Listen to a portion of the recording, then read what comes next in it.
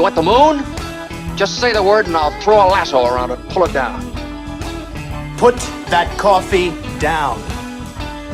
I'm a British nanny, and I'm dangerous. It don't matter if you win by an inch or a mile. Winning's winning. That was totally wicked! It is the Al Travis Show. We get him in here once a week, and we're very happy to do it. He is Senator Aric Putnam. Senator, how are you today? How are we doing, my friend? I'm doing great. I got a brand new game that I love to play now with you. Well, I hope I do because I invented it just now. I'd like to have Senator Putnam pick the issue. I'll name off a couple of issues. You decide which ones you'd like to chat about. How about that? Let's talk cats. Well, no, that's not on the list. Let me talk. How about hats? We talk hats? Oh, hats are good. That's a rhyming day. No, we're going to talk. You pick the issue. We talk fraud. We talk paid leave. We talk taxes. We talk school graduation rates, or we talk Minnesota breasts. You pick the topic, Senator. How about we talk fraudulent taxes about leave with breasts somehow? I don't know how to include that one. I'm sorry, I can't do it. And you're a professor of the words. Let me throw one at you. Go ahead. I know I'm old, and I get it. And the more and older I get, the more I say I wish it was like the old days. Monday, I go to bed thinking it's just regular Monday. Tuesday, I get up and I read the article in the paper that our fine Supreme Court has now decided it cannot decide when a person flashing others with their private parts is wrong or not. We've just decided we can't do it anymore. Basically, the story was a gal in Rochester gets picked up at the Quick Trip, free commercial for Quick Trip, exposing her breasts, and then the cops get called. And she's like, got all this, you can't tell me, I'm not trying to be lewd. This is like, and she said she was a stripper. I don't know this gal. So she does it 2 more times during the week, and the police finally get a little fed up with this, and they arrest her with lewd and lascivious behavior, whatever. This girl gets found guilty all the way up to the Supreme Court. I mean, the lower court even said, yeah, you got to keep them hidden, young lady. But she goes all the way to the Supreme Court. I give her credit now. She might be a legal genius. And the Supreme Court goes through the whole thing, and they said, they're reading roughly, it's an 1885 law that we took from a New York law that said, this lewd and lascivious behavior. And we don't know if she was being lewd about it. Maybe it's just happiness. She did it over happiness and not lewdness. And so because we can't decide when and where it is lewd, unless a cop can prove she did it for lewdness' sake, you can do it in Minnesota. Can we do this, Mr. Putnam? You're a state senator. Could we just make a law that nothing changes from here on out till Al dies? I can't handle it anymore. I don't want to. I just let it be. Can we please? 1885, we knew what lewd was when you had your stuff hanging out. Now, well, your thoughts. Can we make a law, please? Well, so this is crazy fascinating to me because this is the first time I've heard of it, and I think it's just really fascinating. I gotta say, I think free range boobs is a perfectly reasonable concept. I would stop a little bit and say, I'm not sure how that works in the workplace necessarily. My wife here. Tell me a quick story. The sign says no shoes, no shirts, no service. Is they do not have that sign, or does it not? It doesn't matter anymore, unless it's for I don't know. Here, look, quick story. What trip is this? That's the other thing. I don't. There's. I tell my wife the story last night when I got home because she doesn't necessarily listen. Fine, she gets me. I go home and said, "Did you hear the thing about the thing?" She goes, "What are you talking about?" I told her just what I told you, and she goes, "Congratulations, you must love that." I'm like, no, I don't, okay, let's just take this down the worst case scenario. All teachers of the world decide this is the greatest thing ever. And now they're just shirtless teachers wandering around elementary schools. I'm sorry. Well, I'm gonna have to bore both people who are listening right now real quick because there's some really fascinating stuff going on here. One, clearly there's the question of whether or not free range dude boobs function the same way as free range lady boobs. So there's that issue. We're going to have to go down that road. But if we go down the lewdness question, there's something about lewdness that is related to provocation. And until free range boobs are normal, every time you take off your shirt, it is provocative. So it seems like there would be some kind of there's a ramping up. 22 in there, right? Like Yeah. if showing the boobs is something you're doing because it's normal, that's cool. That's all good. But it's not normal, and it can't become normal because you're showing them because they aren't. Does that You make should have been sense? at the Supreme Court. I don't know who. And here's the other thing. I watched all that Supreme Court crap they had to do to decide, what's unanimous or what's all that stuff at the beginning of the session this year. Boring crap. Why didn't somebody tell me they were having, was that televised? I would have loved to have seen the lawyers. I'd like to show you a description, sir, and put up pictures and discuss. Why did I not know about that one? I would have been in the garage the whole day. It'd be behind a paywall, and you have to put your birth date before you can watch the Supreme Court. That would have been good. So anyway, we don't need to talk about that. I got to ask you a question in the paper today. I didn't think at all this week I'd ever have this much conversation about breasts. It's been fun. Paper came out today. The largest graduation rate in the state's history, 84.2% graduated in 2024. Big news, big thing, positivity. All the races, all the categories, however we put everybody up. It's all going up. Sounds like good news. Can you tell me, though, the last story you and I talked about when it comes to this sort of thing was like 50% of the kids, roughly, I don't remember, it's like 48.9, something. 50% of our kids couldn't read or do math at grade level. Are they all able to zoop up and catch up? How do we get to 84% in that last year? Because I think they take that 11th grade. How do we sync those two numbers, sir? Do you know? They just got quick? Go ahead. Yeah, and then this is my take. And I think a lot of that has to do with just how awesome our superintendents are, specifically. Especially those in the St. Cloud area. Those in the St. Cloud area. So, because you got to the folks in Rochester have no clue what that joke is. They're new here. Senator Putnam is married to the superintendent of the year up in St. Cloud. So that's why. Thanks for mentioning that, Al. That was kind of you to mention. Thanks for bringing it up. Not everybody gets the inside stuff until you're here long enough. So anyway, that's the joke. So anyway, how do they make that right? Well, see, it's weird because this is the thing that education is supposed to do. Like, no one comes to school being able to read Shakespeare. You're supposed to grow and change and get better. And the way you do that is by targeted interventions. And so that's one of the things that a lot of our standardized tests are supposed to do is find out where you are, not where you're going to be, but where you are. And so you take that data, and from that, you do specific targeted interventions to make sure that people can get better at whatever they're doing. So to me, that's a great sign that things are working. That we, because kids aren't coming into school smarter or less smart or any of those kinds of things. They're still the same kids. Well, but here's my question, and maybe you're absolutely answered. The superintendents all jump on board in 11th grade. If 50% aren't doing the road, they then get excited and then zoop them up to gear and get them graduated. I'd be fine if that was it. Why don't we take the test when you graduate to see if you actually are there? I mean, are we to believe that if you're at 50% in 11th grade, somebody kicked you in the arse and got to 80-some%? Is that what and if that's true, fantastic. I'd say start a little earlier so you're not putting pressure on yourself doing the 10th grade, but, here and there. Is that what that means to you? Would your wife be able to say that how that works? No, sorry. Are you thinking that you want like a graduation exam? Like to graduate, you have to take this test? Well, no, but if I'm an 11th grader and I can't read at level, but I'm getting a graduation certificate, 12 months later, did I get up to par? And that's what I'm asking. I mean, it seems like a large jump in 1 year to, hey, we're having a tough time, Al. I know, but I'm kicking it in this year, and then all of a sudden you're graduated. I'm just asking how to get from 50% to 80 in a year. Well, this is going to sound kind of obnoxious. So again, okay. I'm glad there's only just a couple people listening right now. And that's that. We got to rip on this show like that. Okay, go ahead. Well, it's that. My mom hates it when you say that. She listens. Oh, does she really? Hi, Mom. She probably tuned out when we started talking about breasts. There's just some things. She's even older than me. If it helps, Mom, I make that joke repeatedly just because Al is so incredibly skilled and good at what he's doing, and I'm intimidated. So I just need to kind of bring him down a notch so that I can actually participate in the conversation without crying. No one is I don't want to cry, okay. and that's why I teach your son. Sorry, Mom. You were going to say something before I interrupted. Yeah, I'm not remember? sure as interesting as talking to your mom, but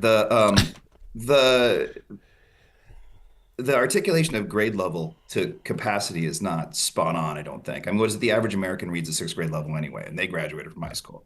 So reading at grade level is not determinative of really much of anything, because grade level doesn't mean you're going to be a successful human being or not. So I would back off on the grade level part just a little bit. But again, I don't know what I'm talking about. I'm just kind of guessing. No, and that's fine if that's the case, but then I'm saying then that's really quite the arbitrary measurement we're throwing out there just to get teachers, people ticked off at teachers. Oh, in 8th grade, they're only fit. Well, then don't do it. If it doesn't make it, if it's not a factor, then we don't need to do it. The factor should be when your wife hands that diploma out to Al, that she's saying, I know you're competent enough to get out there and make a living. Now, it might just be in radio, Al. Don't set the expectations too high. But that there's that's what I'm saying. And I just wonder if we know that at 84.2% today, that means 84% of them, if you hired them at the Quick Trip or they came the next radio guy, they could read and write and do math. Well, apparently there are different job qualifications at Quick Trip now. Spotter. And I'm not sure we can do a standardized test to measure that. That a way to see, you're good radio. You just bring it all back around. We're going to go to break. We have more to talk about after this on the Al Travis Show with Senator Aric Putnam. Dust from gravel roads and driveways does more than make your car dirty inside and out. It gets down into your lungs, and it's bad for your health. Now there's an environmentally friendly solution for your dust problems. It's called Dust Block. Dust Block can control all your summer dust problems with just one application. Protect your vehicle and your lungs. Learn more at dustlock.com. Do you have a closet full of old videos, photos, slides, or films? Regain that space and preserve those memories for future generations. Visit archivinglifemedia.com or call 952-829-8018. See how safe and simple it is to digitize all your media. Gain peace of mind knowing that all those important memories will be saved and can be seen and shared again. Do it today. Check out archivinglifemedia.com or give them a call, 952-829-8018.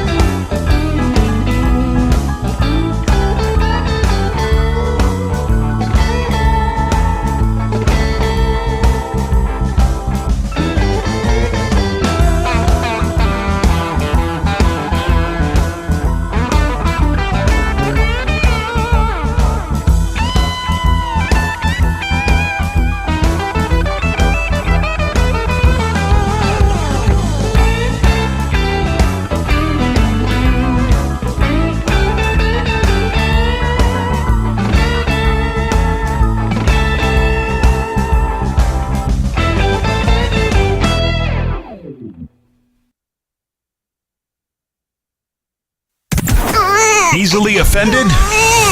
The Al Travis Show is not for you. The Al Travis Show.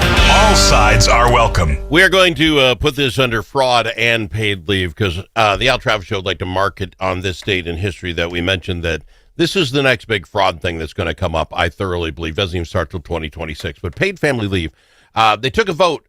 60 fellers. I don't know if it was you or not, Mr. Putnam. We'll find out. Minnesota Senate voted with all the Republicans pass a bill exempting certain small businesses, this is according to CCO, from having to comply with the paid family leave deal. Specifically, farmers with 5 employees or less and other businesses with 4 employees or less are going to be exempt from this. Doesn't the exemption in itself say that this program is inherently unfair? What I mean by that is if I have an employer with 5 people, instantly tomorrow I'm firing somebody, or at least by 2026. So then I don't have to pay. So let me ask you this. In the getting rid of this, does the business still have to pay the 1.2% tax to go into the big pile of money? They get taxed, but they wouldn't then get the benefits. I don't know. How does that work? Do you know, sir? I do. 2 different monsters. So Okay. yesterday was not about paid leave. It was about earn sick and save time. And I was one of the 6 who voted. Earn sick and save time is not the same as... Totally different bill, totally different program.